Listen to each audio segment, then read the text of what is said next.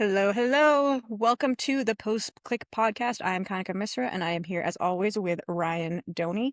We are going to do a special three-part series this time, a little masterclass for you on how to test landing pages. We're going to go a little bit deeper than what we covered before, and we hope you enjoy. We've been on a little bit of a hiatus, so forgive us, and our gift to you is getting a little deeper and giving you more of a full-on class. So, Ryan, I'm going to pass it off to you.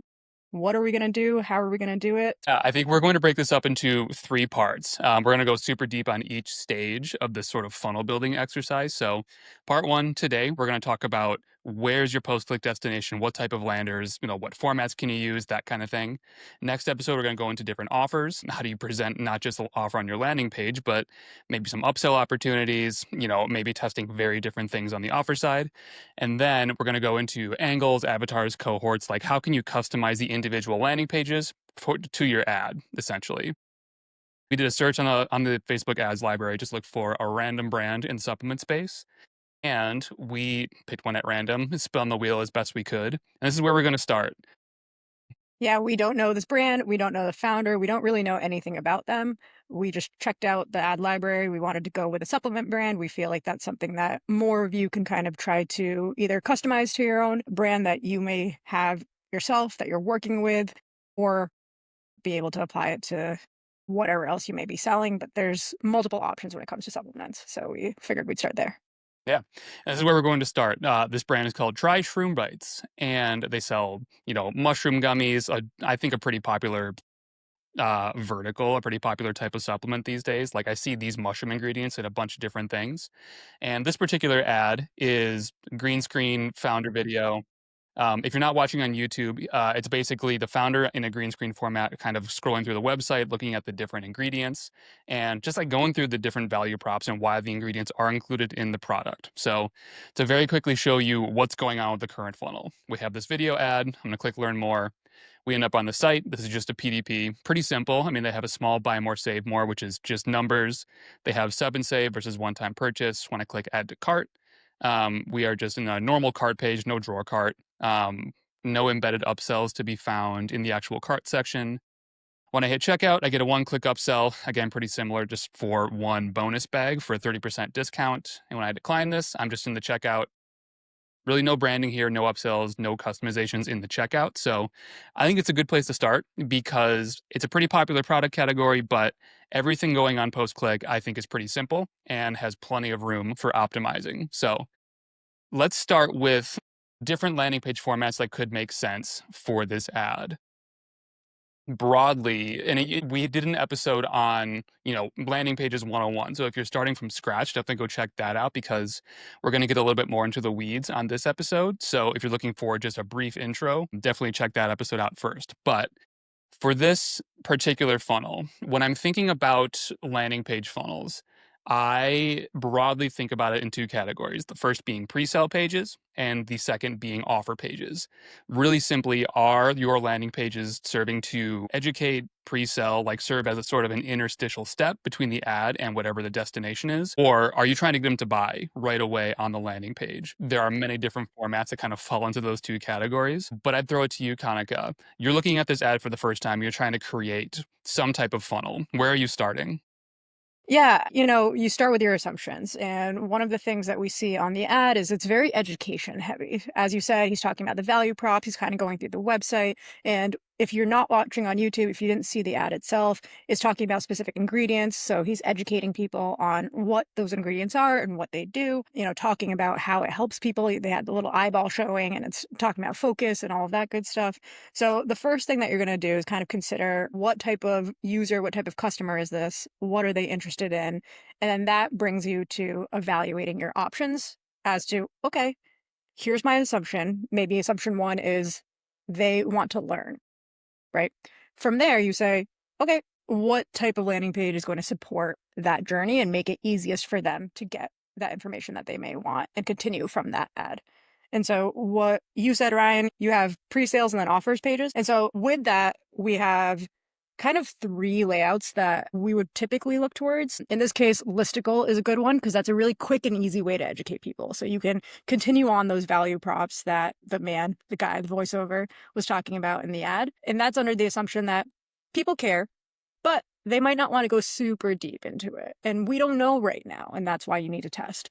Can we get 3, 5, 7, 9 item in sort of like a bulleted format so people can get a quick overview? Here's what it does, here's how it works, here's why you should care, and that would be kind of a pre-sales page because then they'll click through, and typically they're gonna go to your PDP and make a decision on, how many do they want, how much does this cost, blah, blah, all that good stuff.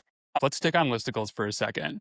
Because a lot of the time when I'm talking to people who are just like getting into these landing pages, I almost always push them towards doing a listicle. If for no other reason, then it really forces you to focus on the simple base concepts you're trying to communicate. There's not a whole lot of room on a listicle for like a ton of design elements, a ton of different like really intricate graphics or anything like that. It really forces you to say, all right, best possible headline, best possible 3 to 5 or even more benefits, value props, like things that the customer cares about, and then a call to action. There are other things that you can add. You should add social proof. You should add, normal landing page things, but by and large, it's pretty simple and really easy to build. Like, I think every single page builder or even like a Shopify site template that has all your theme sections in it, you can really get a listicle together with all of those formats. You don't have to waste a ton of time just trying to get the page built. You're just finding 3 to 5 images, 3 to 5 value props, and a headline. That's really it. Exactly, that's a great point. The time spent on design decisions and UX decisions is minimized. You're really focusing on copy and the important parts of the customer journey, which you should, force yourself to focus on regardless when you're thinking about post-click pages.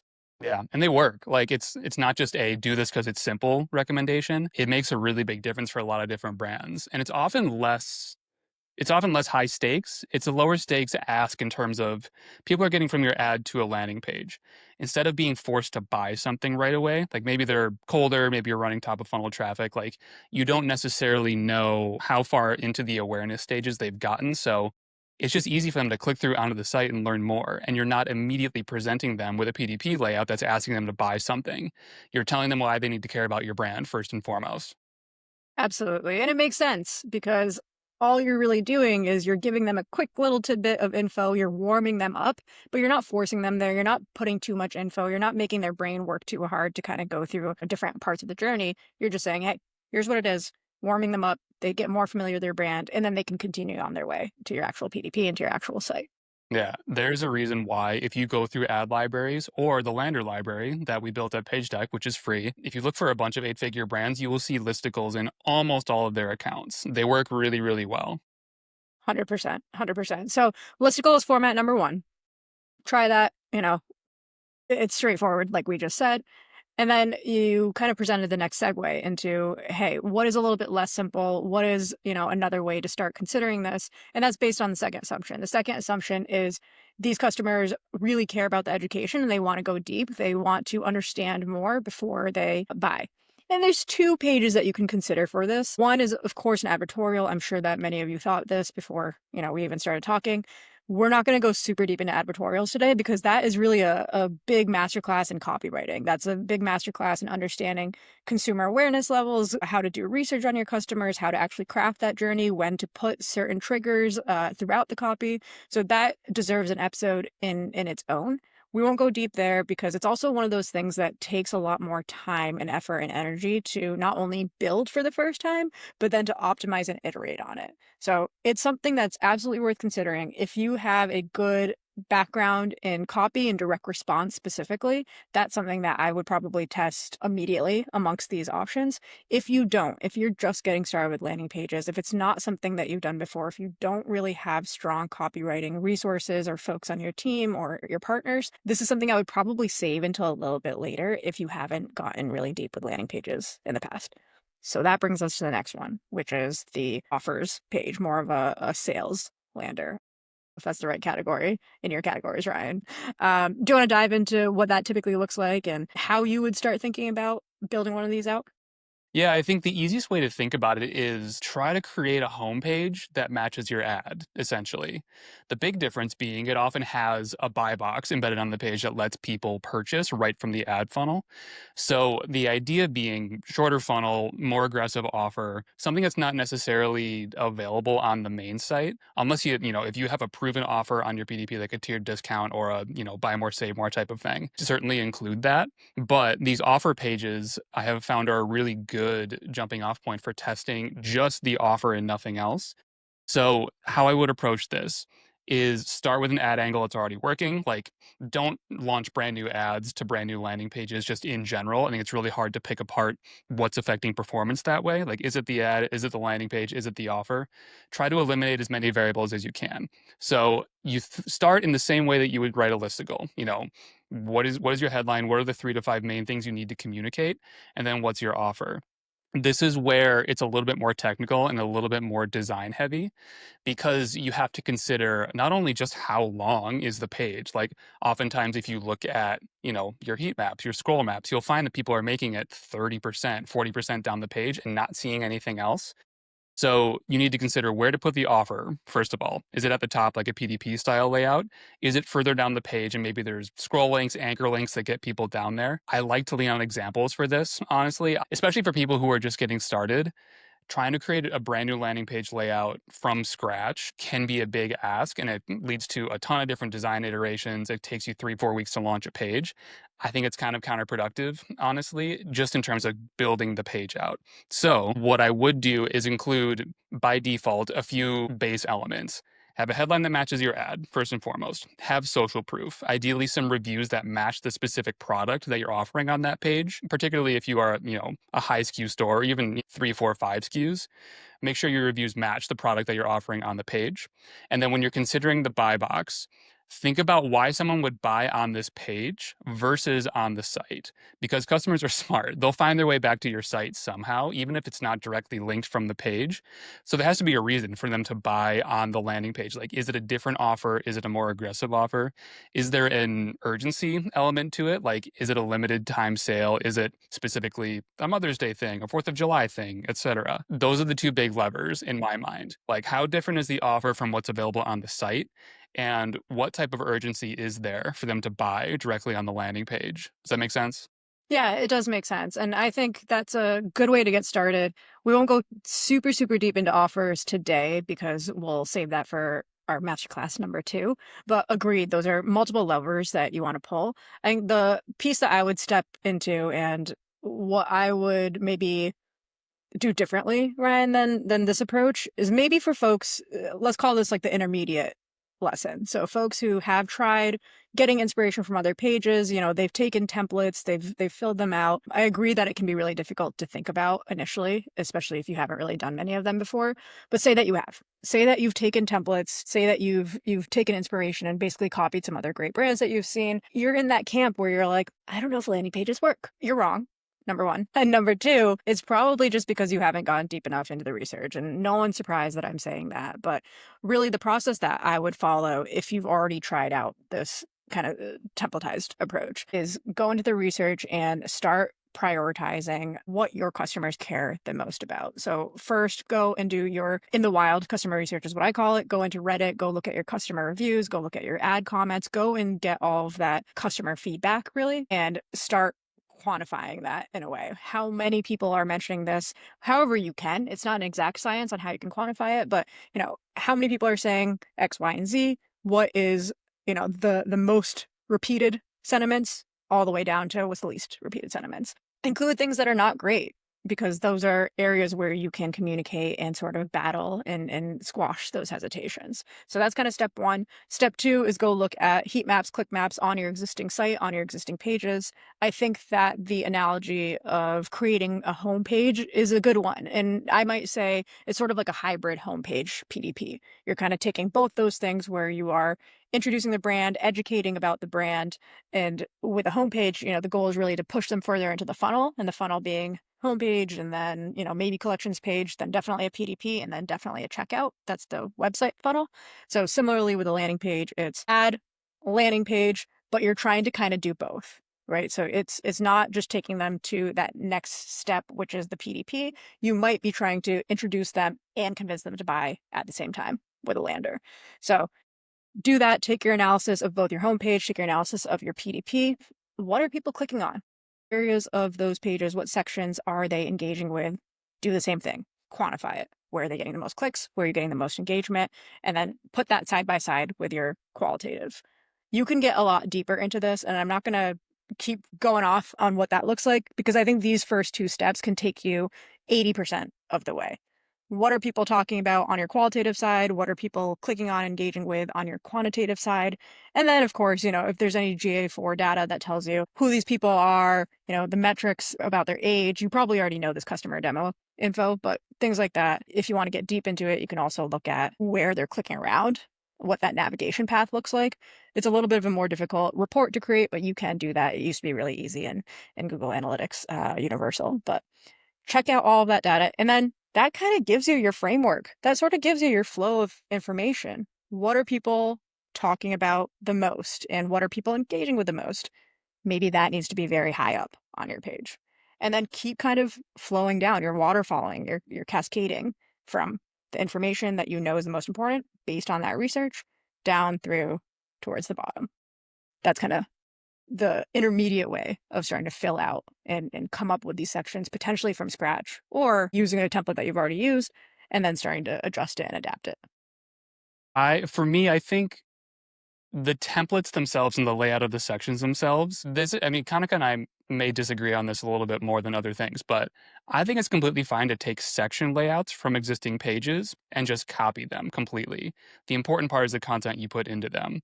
So whether you're using a tool to do this, whether you're building them from scratch, I wouldn't get too hung up on the specific design of the individual sections when you're getting started with this whole thing. Spend most of your time thinking about the content, first of all.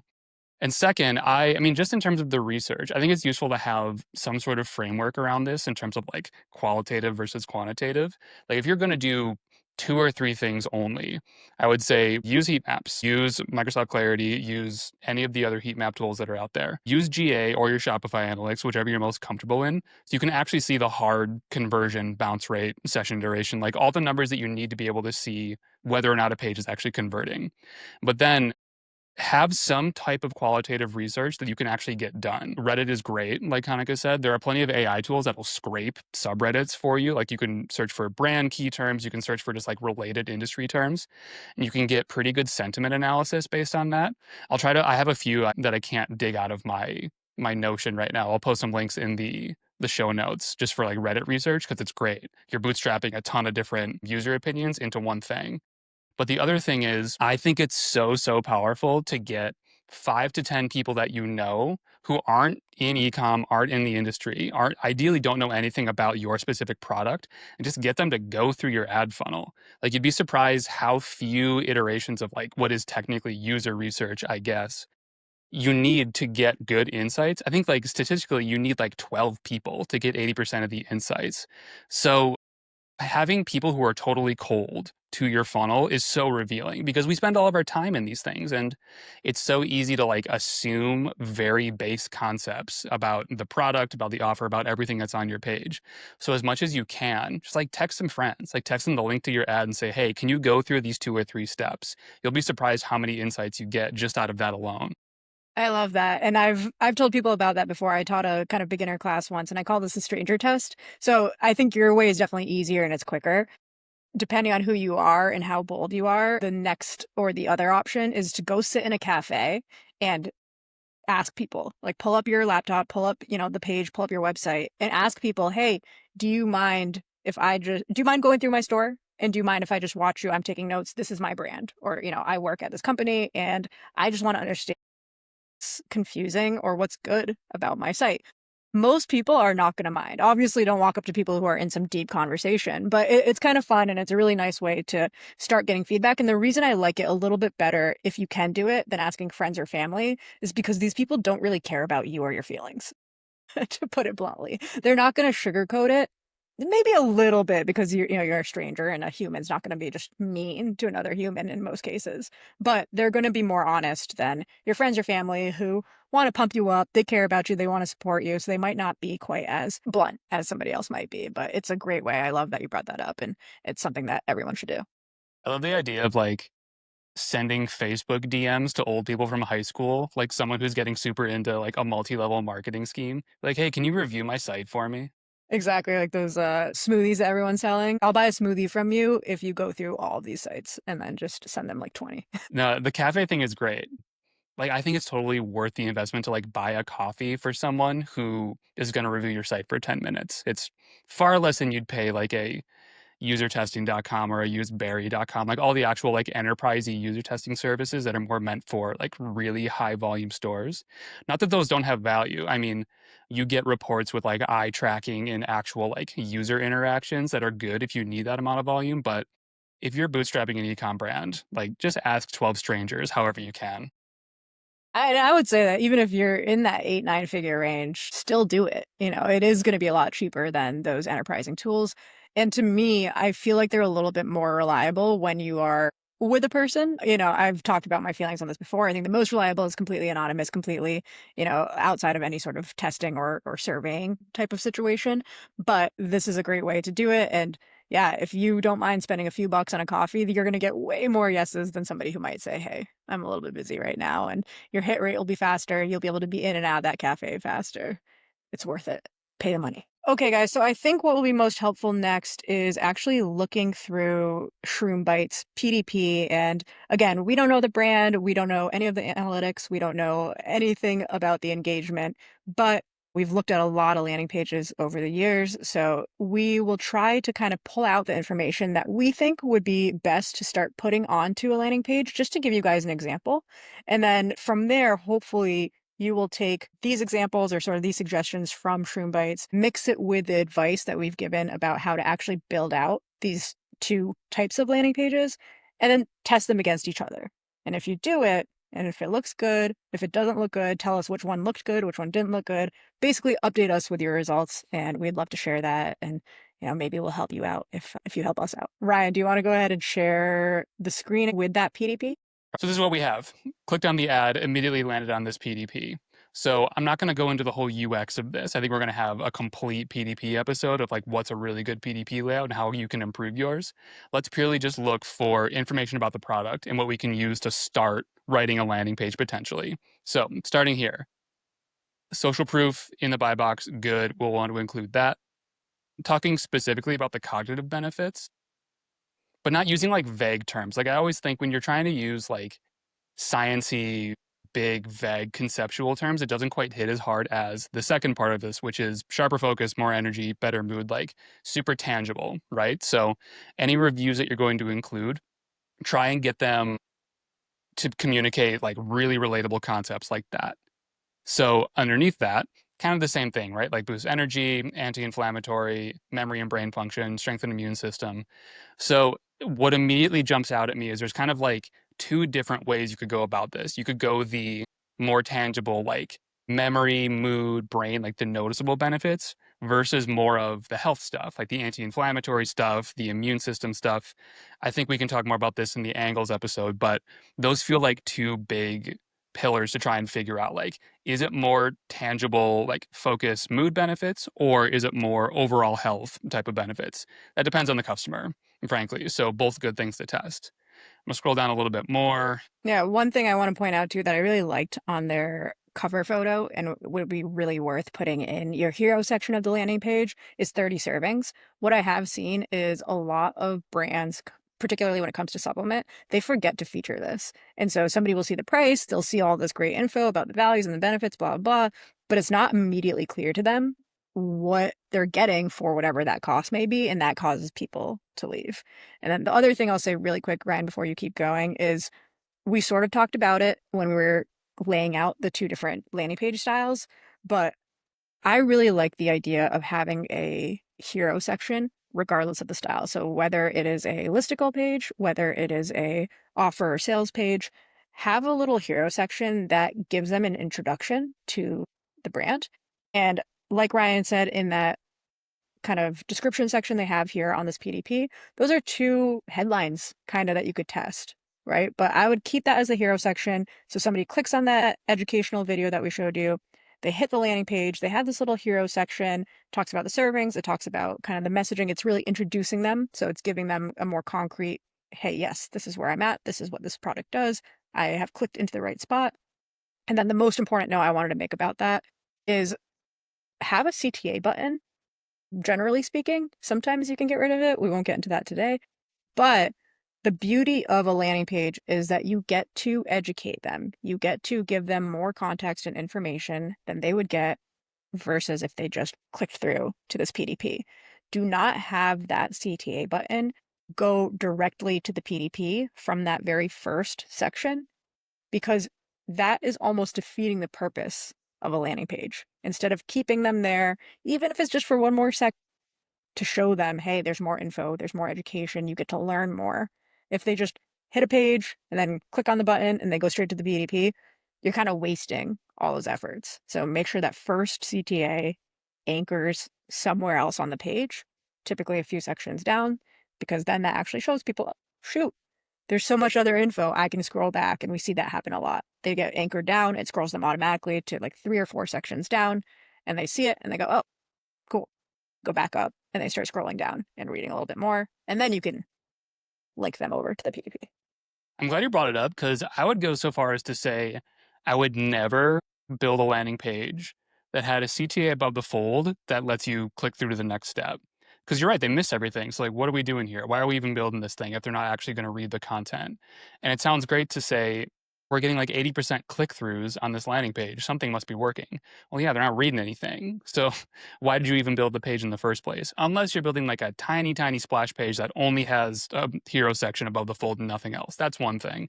But yes, almost always have an anchor link that gets people further into the content so they can see what they're missing. You're going to get better results down the line from that than just shoveling people through another step for the sake of having another step.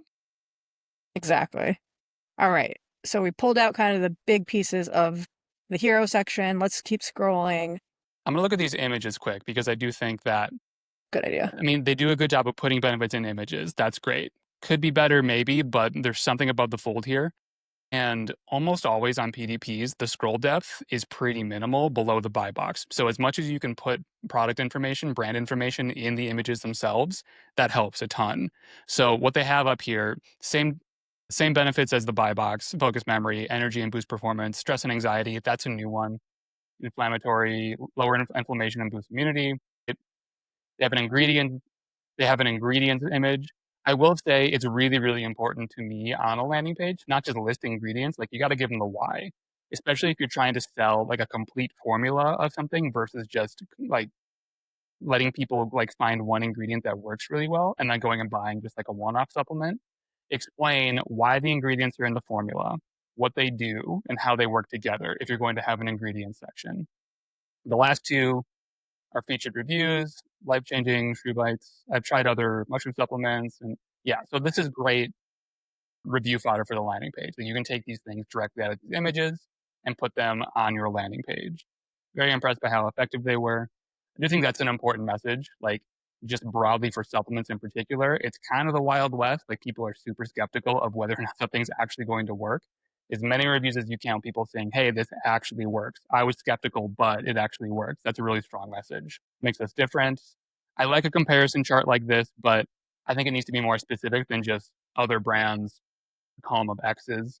Um, make it a realistic comparison to one, a very specific other brand. If you have like hero brands in the space, other well-known supplements, compare directly to them. And then you got to give them some credit. Like people are pretty smart. They know that other supplements aren't totally useless compared to yours.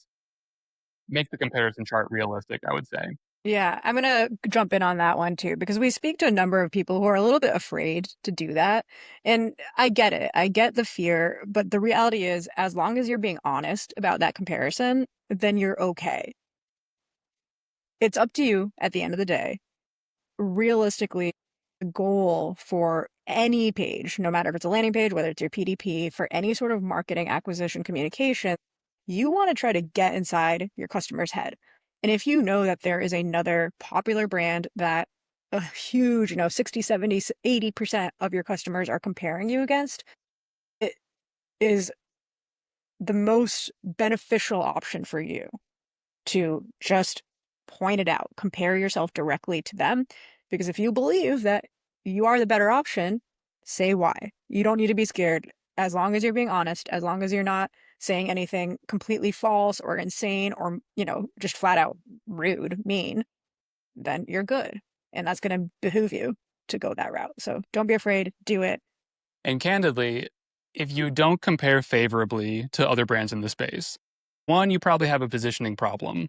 And two, you probably shouldn't even be doing the comparison thing in general. Like if you're trying to create like a very like squeeze page funnel that doesn't let people get to outside research, just don't do this. But ideally you have a product that compares favorably to other ones in the space. So beyond that, ingredient section, that's good. Little GIF, good too.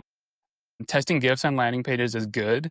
I think a lot of people just assume that GIFs are always going to be better. They're not always. There's a load time impact that they have that's really there's a load time impact that's significant. So it depends on the product. Test GIFs. Don't assume that GIFs are going to always move the needle. So we have some creative, we have some concepts here. I'm going to scroll down. A lot of this objection busting stuff, free fast shipping, a timeline of when the order is going to actually arrive in a world where people are used to like drop shipping sites are going to take 3 or 4 weeks to get to their door. That's worth including, I think. So some of this stuff in your CTA sections, especially showing from the time you order what's going to happen, is really valuable, I think. Yeah, and then these accordions right here, this is where I would absolutely look at your click map data and just see which ones are people clicking through and which ones are people in your video recordings, which ones are people actually reading and going through. And this is really good information to then say, oh, if it's important, if people are clicking on this, really for every one person who is looking at this, there's probably 5 people who are interested, but they're just skipping it because it's hidden in an accordion. So this is content that I would take out and put on to your landing page if you are seeing decent engagement with it. If you're not seeing anybody doing it, then hey, you know what? People don't really care, so it's not necessarily something you need to prioritize for that landing page. Totally. And even inside of this description accordion, there's some new information like 2,500 milligrams of functional mushroom extracts. That's new. Like actually telling me what's in the product is super important. 2 gummies a day, the dosage also super important. You can then on your landing page or even on the PDP here, like have a call out for 2 gummies a day is, 40 cents per day or $1.40, like whatever it is. Like getting the price down to a price per serving is often really effective. So definitely take some of this information out of here. Yeah, this is helping you if you're looking at the listicle, some of those images that we just went through for the PDP or the main carousel, those can be points of your listicle. And then these things that we're going through in the description and further down, shipping information, ingredients, 2 gummies a day is all you need, right? That could just be one of those listicle points. Otherwise, on the sales page, these could be separate sections. So go through all this information on your page, and this is how you can start crafting those 2 styles of landing pages. I think that's great. I'm going to scroll down for a little bit more. All in one gummy. I like the term all in one gummy.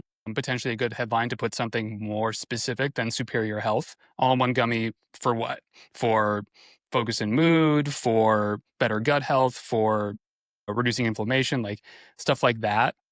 Make it a little bit more specific for your headlines or benefits. I think we're getting into a little bit more of the same down here. Focus and memory, inflammation, and boost immunity. Right. And this is where, again, just use your qualitative data. We can't even start taking a guess at what is working and what's not here. So we're giving you the framework so you can go through your own site, your own pages, and then pull out that information to stick into these 2 styles of landers. So look at your data. We can't go further. Totally. We have video reviews here. That's great.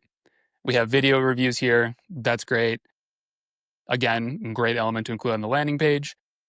Again, not necessarily something that works better than just static images and text reviews, but you have the content, test it if it works. Real people with the product are always good, in my opinion.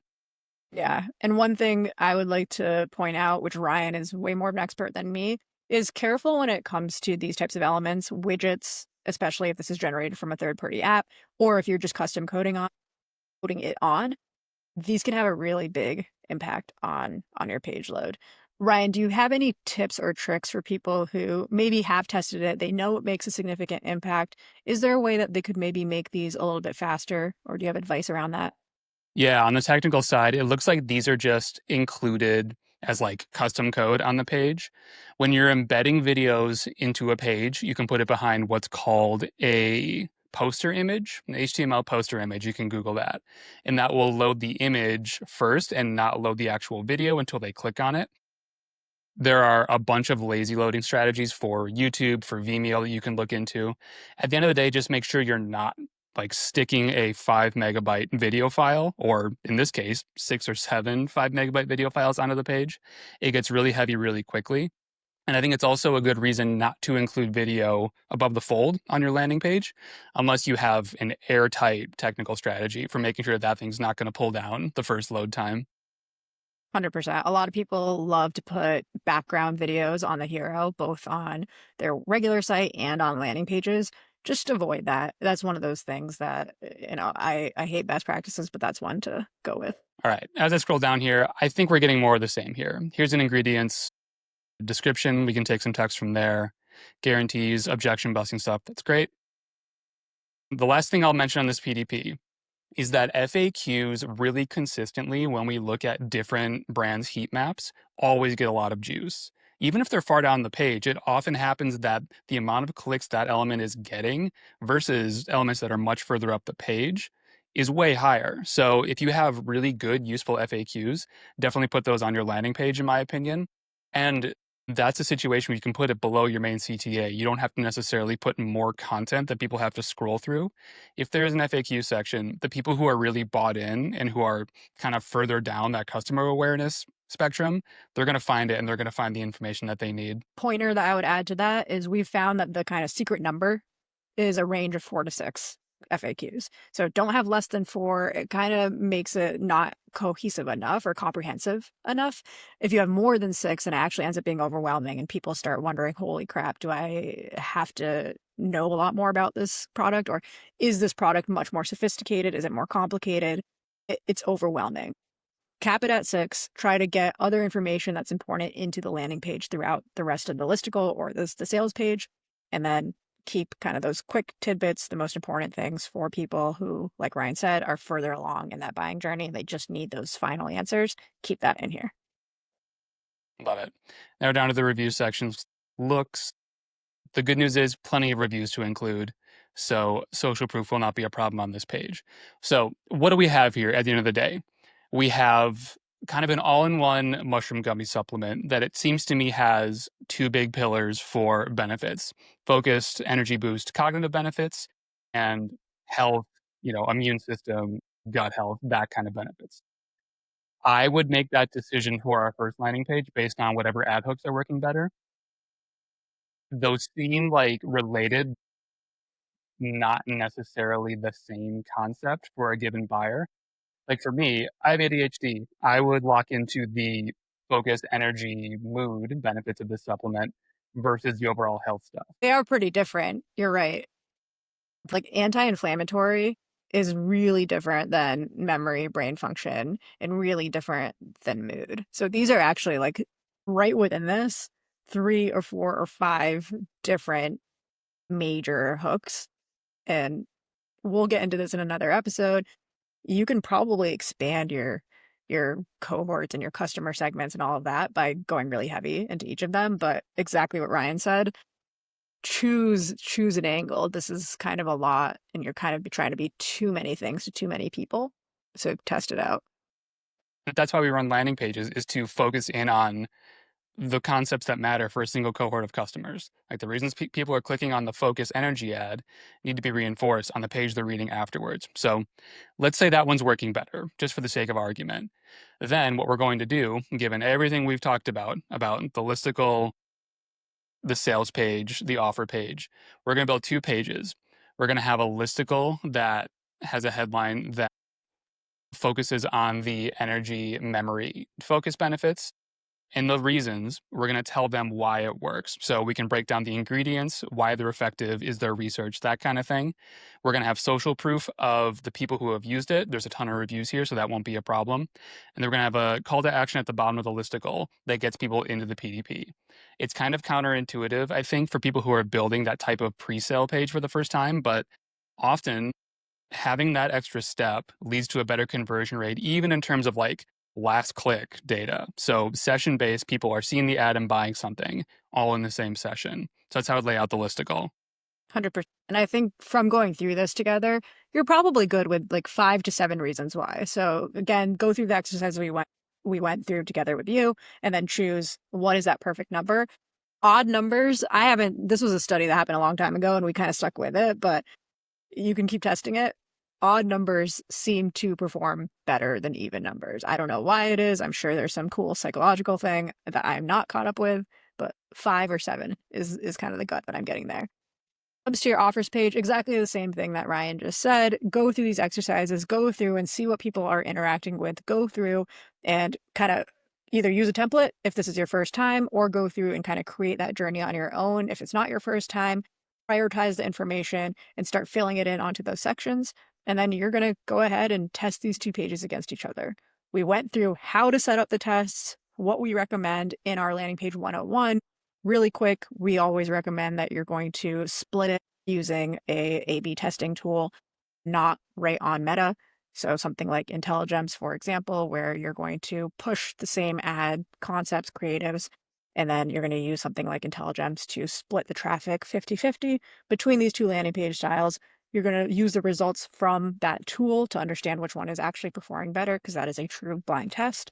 And then that will let you know, hey, here's kind of the way for me to move forward, which style works best with this type of creative, and then join us for our next couple of episodes on how to continue to optimize. So that's the baseline for how to build your first 2 landing pages. In the next episode, this part 2 episode, we'll get into the different types of offers you can test, which will be especially relevant for that offer page, but you can implement some of the offer stuff onto your listicle as well. And then in part 3, we'll get into angles, avatars, and cohorts, and optimizing these already built landing page layouts to try and boost performance because they're more specific for a specific customer. So we'll see you in part 2. Thanks for joining us, guys. Subscribe, like, leave us comments, and if you run these tests, let us know how it goes. See you soon. All right, see you next time.